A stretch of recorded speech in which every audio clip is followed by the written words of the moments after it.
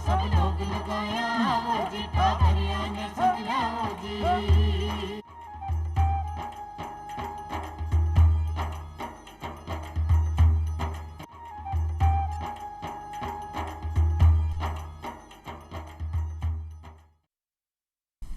राम राम सा चौपाल देखने वाला सगला दर्शक भाई बहनों को बहुत बहुत स्वागत है। दर्शक भाई बहनों, जहाँ आप अपने जीवन की बात करा तो आज समतल सड़क की तरह को नहीं हो गए, उतार चढ़ाव में लगे ही रहे हैं। और घटना दुर्घटना की बात करा तो आज से भी आप दो चार होता ही रहा वहाँ। लेकिन जब एक घटना दुर्घटना बहुत बड़े स्तर पर हो और जान माल को बहुत बड़े स्तर पर क्षति होए तो बिना आपा आपदा को रूप का वहाँ। और आपदा ना आपा विस्तार से जानेगा कि कई आका प्रकार है, प्रबंधन की कई व्यवस्था है, सरकारी में की तरीके से लोगों की सहायता कर रही है, कई सावधानियाँ आपा ने रखनी है, वो आपा जानेगा आज के कार्यक्रम में। और आज अपना विषय है आपदा, आपदाएं और आपदा प्रबंधन। और इस पे आई विषय पर आपने जानकारी देने के लिए आपने मेहमान है, वहाँ से मैं आपने मिलवाऊँ। आप है पंकज चौधरी जी, IPS कमांडेंट राज्य आपदा प्रतिसाद बल। बहुत बहुत स्वागत है पंकज जी आपको। इसके साथ मैं आपसे मिलवाऊँ अमित शर्मा जी, आप उप नियंत्रक है नागरिक सुरक्षा विभाग से। बहुत बहुत स्वागत है आपको भी अमित जी। तो सबसे पहले जहाँ के आप आपदा की बात करें तो इन आप विस्तार से जाना कि आपदा काई है और कितने प्रकार की होवे है। तो मैं पंकज जी आपसे जानना चाहूँगी। हाँ, देखिए, आपदा जो है एक बहुत व्यापक शब्द है और आपदा को अगर हम आज के संदर्भ में डिफाइन करें तो एक तो प्राकृतिक आपदा है और एक मानवजनित आपदा है। जैसा कि हम आधुनिक जीवन में हम मूव कर रहे हैं तो प्राकृतिक आपदाएं जैसे बहुत ही ट्रेडिशनल आप पहले से देखते आ रहे हैं कि बाढ़, सूखा, भूस्खलन और ये तमाम जो चीज़ें हैं ये हमारी प्राकृतिक आपदाओं के अंतर्गत आती हैं।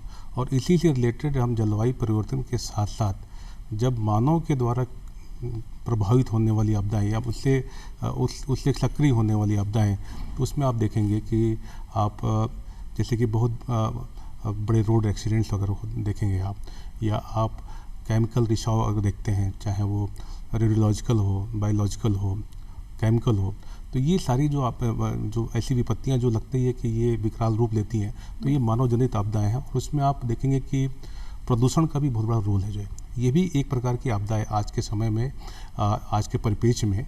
और इन दोनों को हम जब डिवाइड करते हैं तो ये पाते हैं कि प्राकृतिक आपदाएं जो हैं, जो पहले थी, वो कहीं ना कहीं मानव जनित आपदाओं बदल रही है, वो बदल रही है जो, और मानव कहीं ना कहीं इसमें सक्रिय भूमिका निभा रहा है प्राकृतिक आपदाओं के उसके बढ़ोतरी के लिए जो।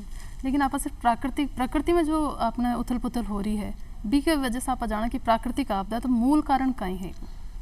देखिए, प्राकृतिक आपदा जैसे कि एक पूरे विश्व का, पूरे संसार का एक इकोलॉजिकल सिस्टम है जो है, जब वो सिस्टम डिस्टर्ब होता है, और डिस्टर्ब करने वाले में इस धरती पे हम लोग हैं, मनुष्य है।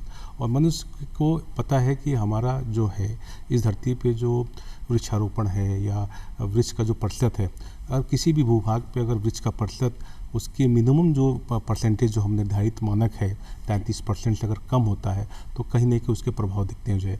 अब जैसे आप देखेंगे पहाड़ों पे, जैसे अभी आप बरसात के समय में आप देखेंगे कि वहाँ पे लैंड स्लाइडिंग होता है जो, तो लैंड स्लाइडिंग इसलिए होता है क्योंकि वृक्षों की कटाई, चट्टानों का गिरना और पहाड़ों पे जिस प्रकार से अतिक्रमण, विभिन्न प्रकार के आप देखेंगे कि लोग नए नए मकान बन रहे हैं, नए नए अतिक्रमण हो रहे हैं, तो जो वन भूमि है या जो वन क्षेत्र है उसमें जिस प्रकार की कमी आ रही है वो कहीं ना कहीं जो है मानव से जुड़ी हुई है, मानव से प्रभावित है जो है।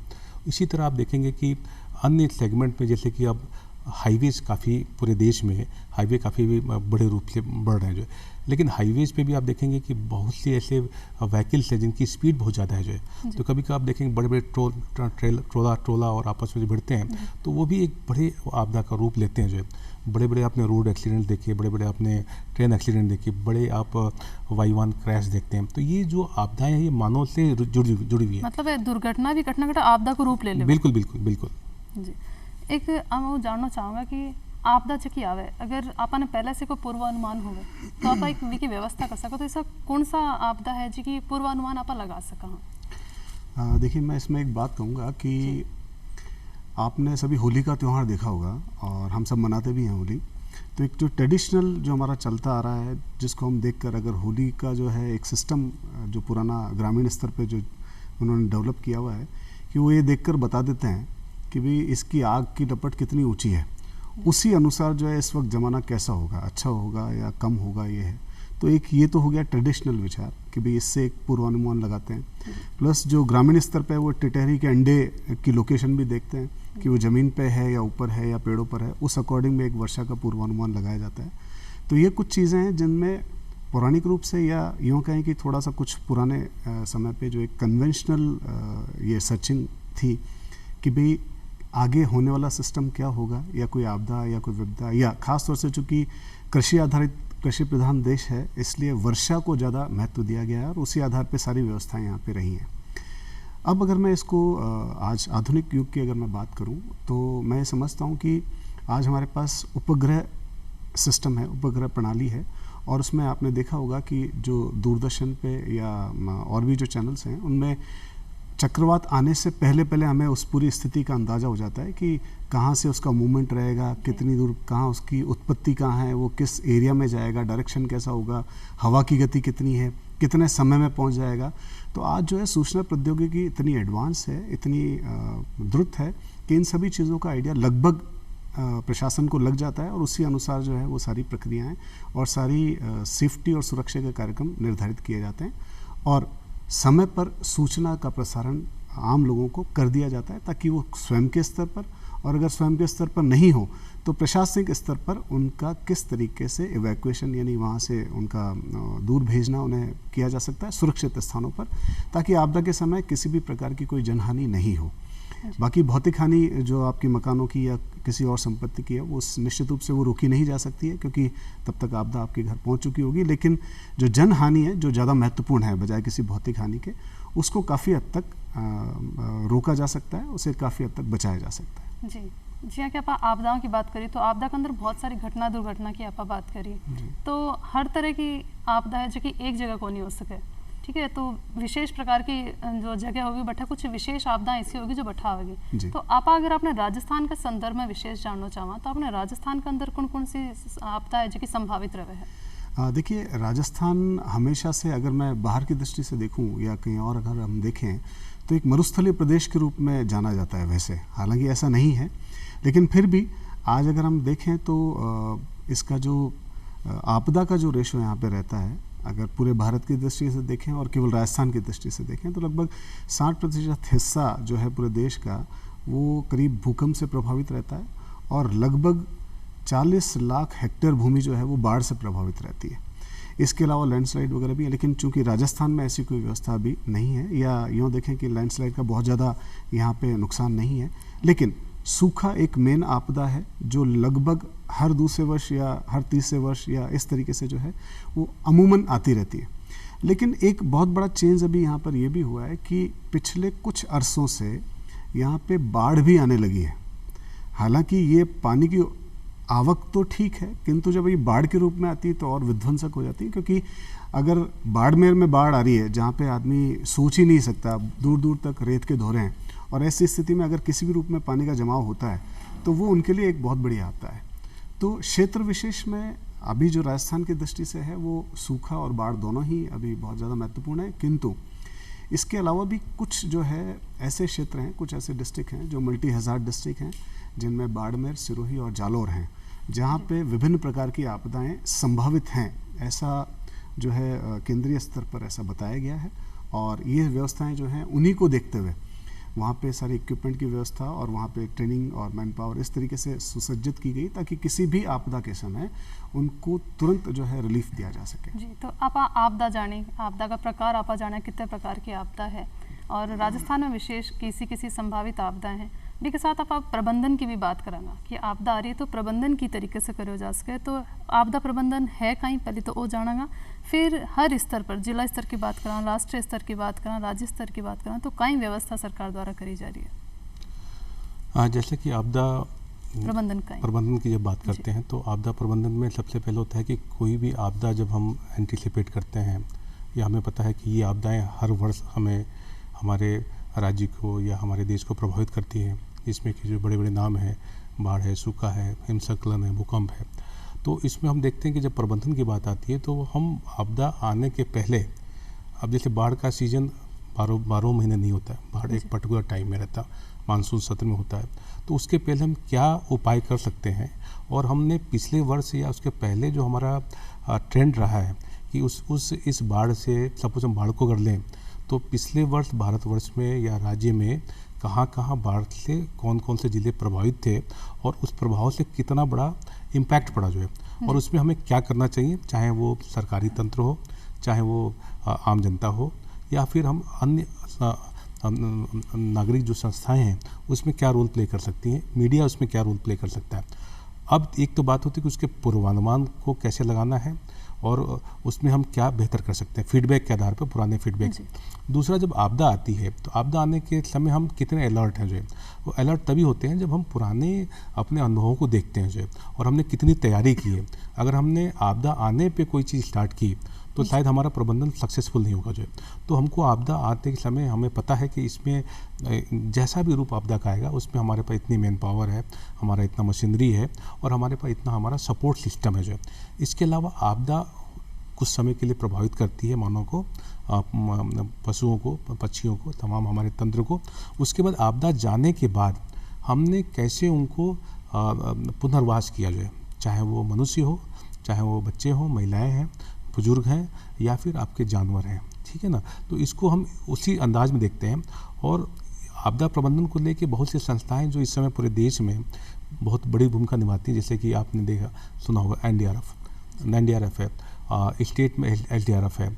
इसके अलावा सिविल डिफेंस जो है पूरे भारतवर्ष में और स्टेट में सिविल डिफेंस का बहुत बड़ा एक रोल होता है।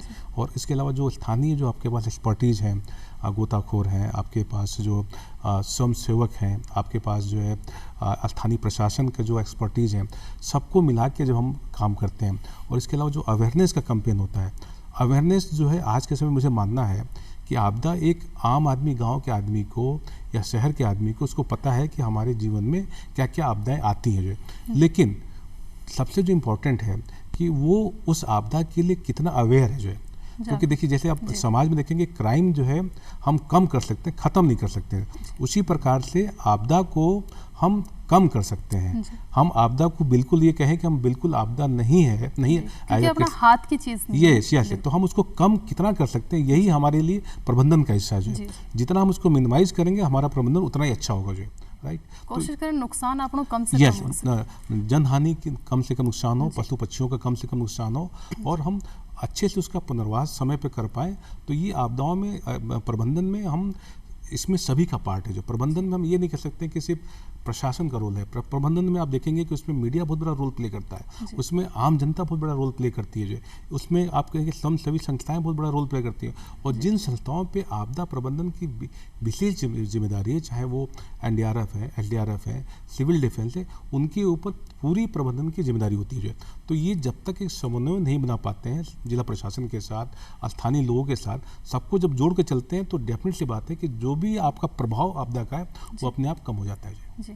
तो इस आई बात निकल का है कि प्रबंधन के अंतर्गत आप 3 चीज़ देखा कि आपदा से पहले आप कहीं व्यवस्था कर सका, हाँ, आपदा के दौरान कहीं व्यवस्था हो सके, और आपदा के बाद की तरह को काम करो जाए। तो प्रबंधन के अंदर तीनों चीज़ आवे।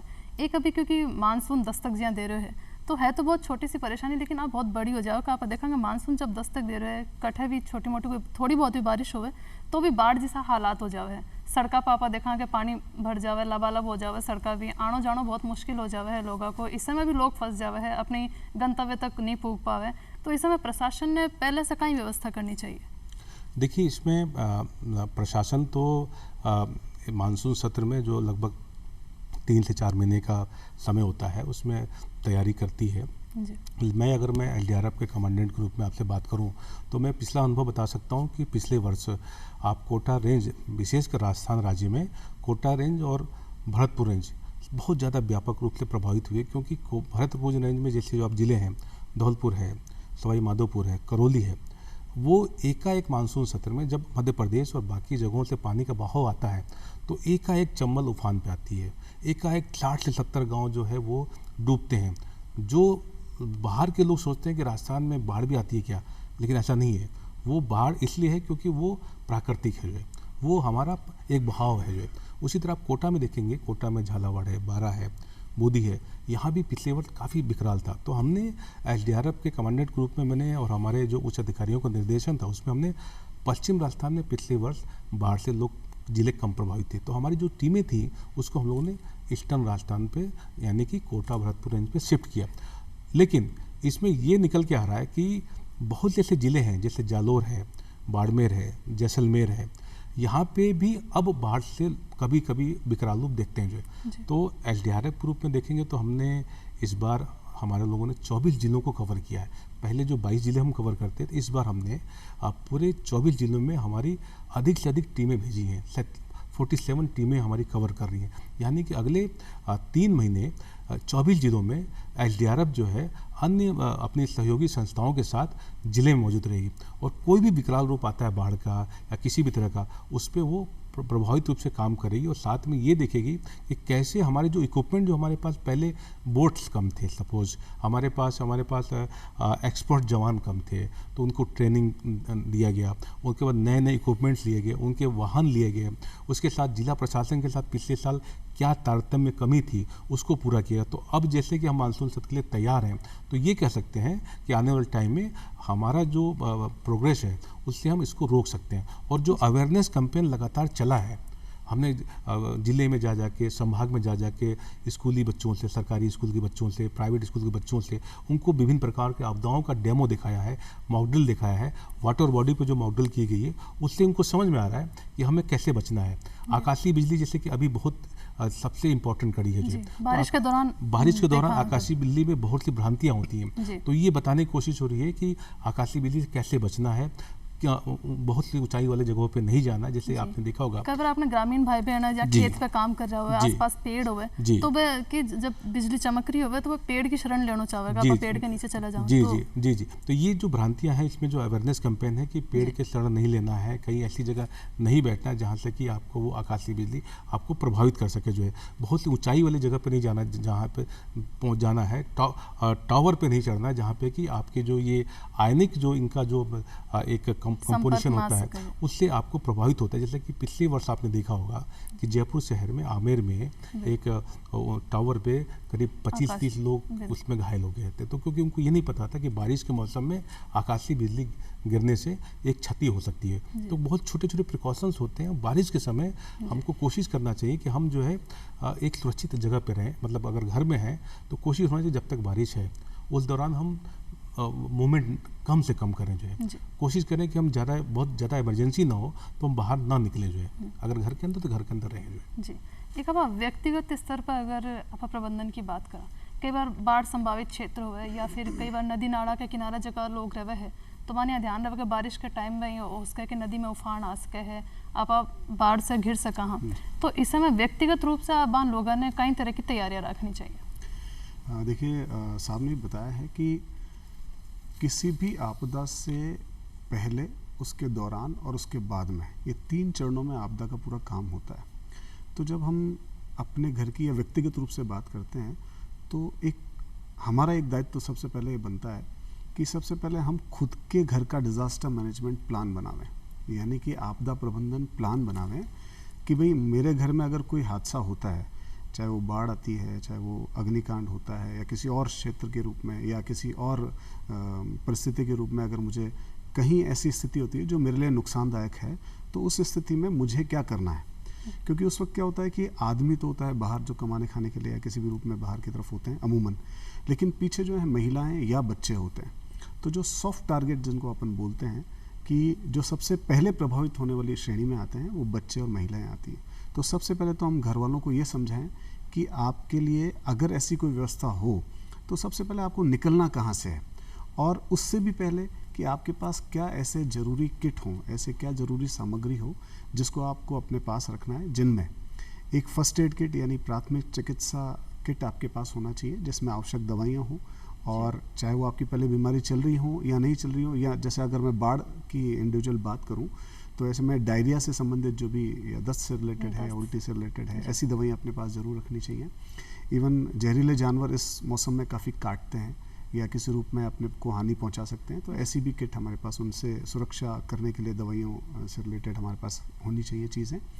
उसके अलावा टॉर्च होनी चाहिए, उसके अलावा हमारे पास रेडियो होना चाहिए। हालांकि आजकल मोबाइल है सभी के पास, लेकिन उसकी बैटरी की व्यवस्था ऐसी है जो हमारे पास 3-4 दिन का स्टोरेज होना चाहिए।